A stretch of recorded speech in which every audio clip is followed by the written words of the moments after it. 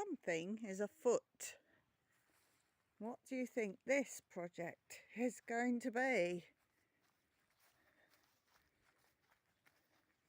What is Mike making? See if you can guess before you see the next stages. Very big. If you recall, this was a huge pile of small bits that I'm using for burning this year, so I want to get the last of this in boxes and indoors to use. And then I'm not so worried about this big pile, but what I want to also do is take in any more cones and deal with this area, because this will be a mess to leave for the year. And as you can see, we've got grass growing through it, so I want to clear this little bit at least. As I say, not so bothered about bigger bits, but any little piney bits that I can use for starter and clear up for this year. So we're lucky to have free wood, because the amount of trees we have on our land, we will never run out of wood. This was bits Mike cut down from our pine trees outside our gate, all on our land though, in case you're interested or concerned.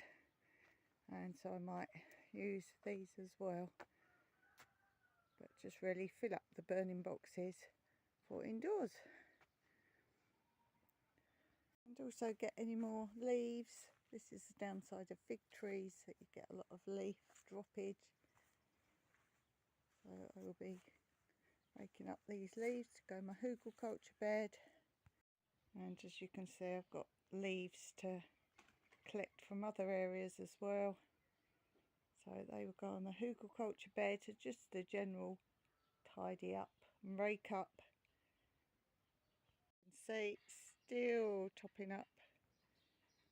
Just throwing eggshells and things on, anything from the garden.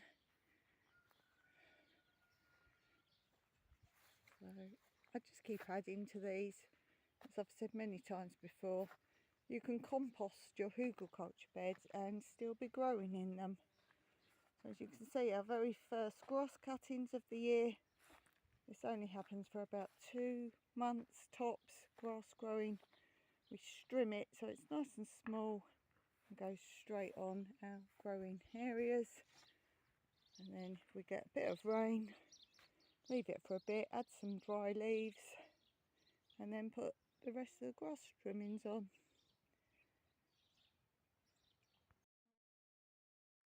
I'm also on the last few pots that Stephanie, my workaway, filled up completely for me. These ones will be used for small pots for potting up. I've done most of the pots now. This whole area was full of pots that she did for me. And as you can see, most of the area is empty because I moved them to the nursery area for now. And these ones, these are the very last ones to do. We have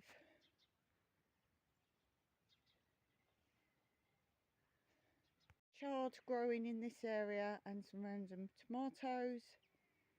As I say, I'm taking the pots out as I do them and bringing out seeds that I've grown indoors, transplanted them into my nursery area, and then I will decide what ones I want to grow permanently over here.